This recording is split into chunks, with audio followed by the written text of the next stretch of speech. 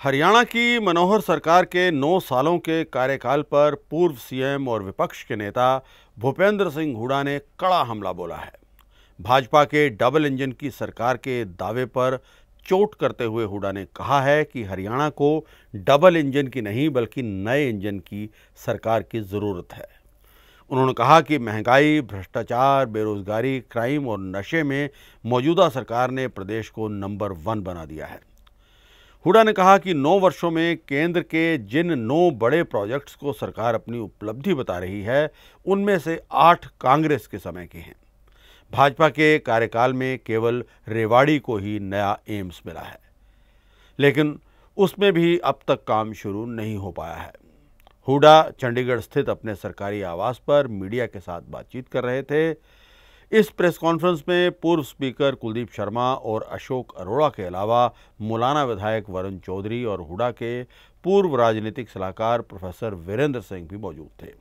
हुड्डा ने इस अवसर पर आंकड़ों का हवाला दिया और कहा कि 9 सालों में प्रदेश पर कर्ज का बोझ बढ़कर 4.25 लाख करोड़ पर पहुंच गया है।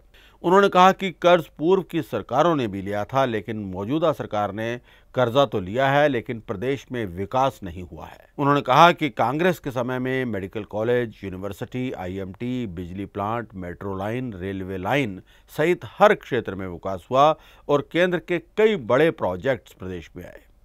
हुड्डा ने कहा कि मौजूदा सरकार ने इनमें से एक पर भी काम नहीं किया है और सिर्फ कर्जा बढ़ाया है। उन्होंने कहा कि इस वक्त हर बच्चा 1,36,000 का इस प्रदेश में कर्जदार है।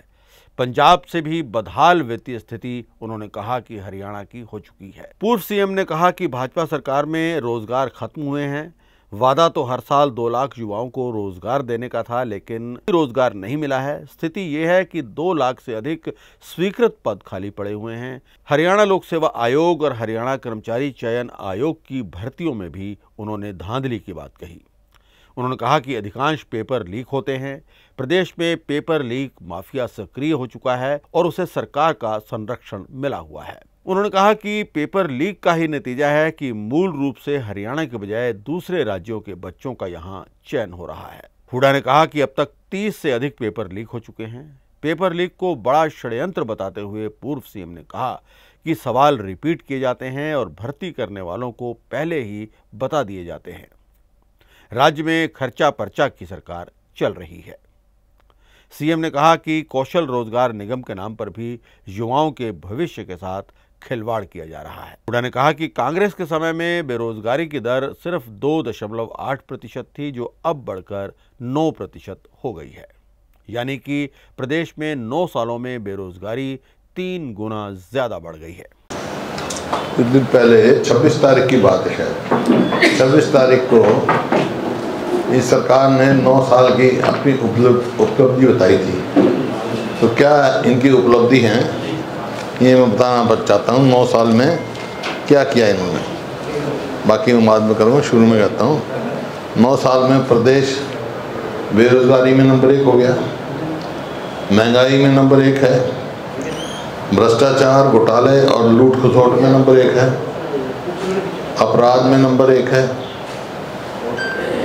नशे में नंबर 1 है, किसानों पर अत्याचार में नंबर 1 है, हर वर्ग किसान, सरपंच, कर्मचारी पर लाठीचार्ज दमन करने में देश में नंबर 1 है, गरीब कल्याण की योजनाएं बंद करने में 1 है और कर्जा लेने में नंबर 1 है। सरकारी गोली से नागरिकों को जान लेने में नंबर 1 है। 80 से ज़्यादा मर चुके। ये मोटी मोटी बात है। और आपको देखो,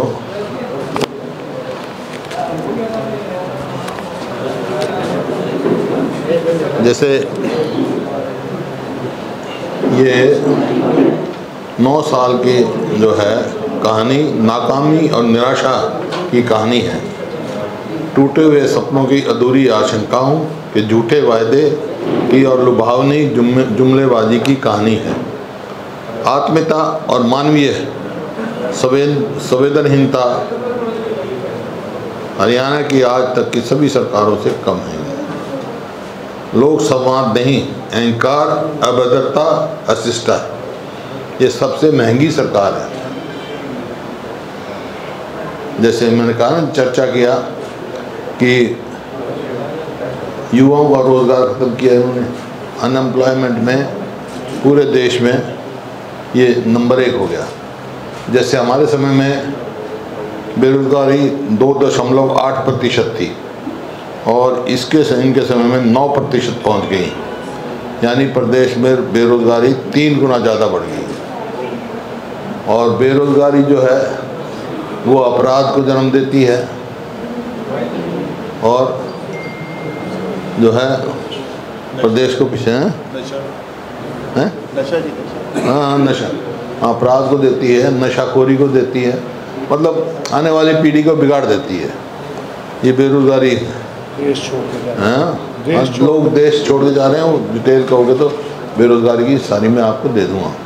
देश छोड़ के जा रहे हैं, पासपोर्ट बनाने पे सरकार पासपोर्ट बनवा रही है लोगों का, युवाओं को रोज़गार देने की वजह देश छोड़ने पे मजबूर कर रहे हैं। इसी प्रकार से इन्होंने जो है बेरोज़गारी के उसमें पेपर लीक, 30 से ज़्यादा पेपर लीक हो चुके हैं। ये एक किस्म से इन्होंने धंधा बना लिया। पेपर लीक देखो, ये है HCS 2023, CET 2023, SI भर्ती मार्च 2022, डेंटल सर्जन दिसंबर 2021, पुलिस कांस्टेबल भर्ती 2021, ग्राम सचिव भर्ती 2021, क्लर्क भर्ती पेपर लीक दिसंबर 2016, क्लर्क भर्ती बिजली विभाग, एक्साइज इंस्पेक्टर और एग्रीकल्चर इंस्पेक्टर, ये तो पेपर लीक हुए इतने। और ये एक नया तरीका इन्होंने ढूंढा है। फिर आगे कंडक्टर की भर्ती, ITI इंस्पेक्टर की भर्ती, आबकारी इंस्पेक्टर पेपर लीक, नायब तहसीलदार की भर्ती, ये सब पेपर लीक हुए हैं।